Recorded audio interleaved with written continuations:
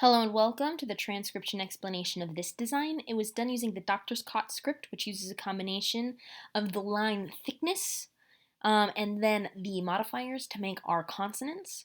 And then vowels also use a combination of line thickness, except instead of modifiers, it's the position of that line that matters. So we have consonant chunks inside a word circle, and that makes a word. So let's break apart what a consonant chunk is.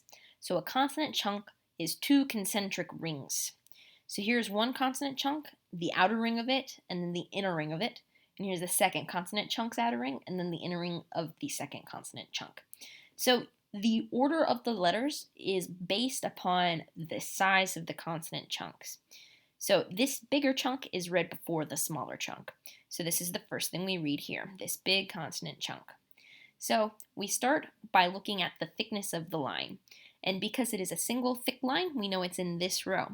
And we also look at the middle one. If these two are the same thickness, that means there's just one consonant sound in this chunk. If they were two different thicknesses, then there would be two different consonants, an outer consonant and an inner consonant. And then the modifiers would have line weights that match their consonant chunk ring. So let's say we were to stack like an S and a T. All right, we couldn't because that's in the same row. An S and an L, like if you're writing sleep. You would have the thick line on the outside and then a double thin line on the middle. So anyway, here we have the letter R, or the sound because we have one line passing clean through it like this.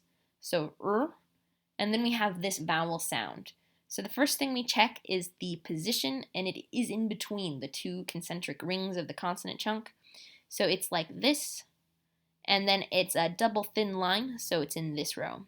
So it's an I sound like in bit. So ri, and then we have this chunk, which has a thin line, and checking the middle, yep, they're the same, both thin single lines.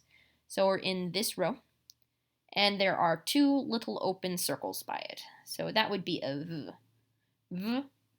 And then we have our last sound, which is a double thick line. So we're in this row for the vowels, and it is overlapping the inner chunk in a full circle. So like this.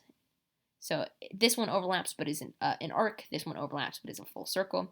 So we're in this row. So that would be an sound. So va, riva is the word, because riva. So that would be river, but with like a British accent. So it's like riva, instead of river. River. So here we have our word, which is river, with the British accent, which I do not have. I have a very strong American accent. Yeah. And the nice thing about this is you can rotate it any which direction and it's still legible. The hardest part about getting this tattooed is the line thicknesses, because this needs to be noticeably thicker than these guys, and this needs to be noticeably thicker than everything else. So yeah, because line thickness matters, which is why this is notoriously hard to get tattooed and still be legible. So yeah, that's that design. I hope it makes a bit of sense. This is a very complicated and tricky script, and this is just the key that has all of the normal like English letters, because like this is the R with a trill, like a r, R. This is the R. And then there are like sounds that we don't make that are other places. So yeah. Anyway, I have rambled on enough. That is your explanation video of how to read your design for Riva.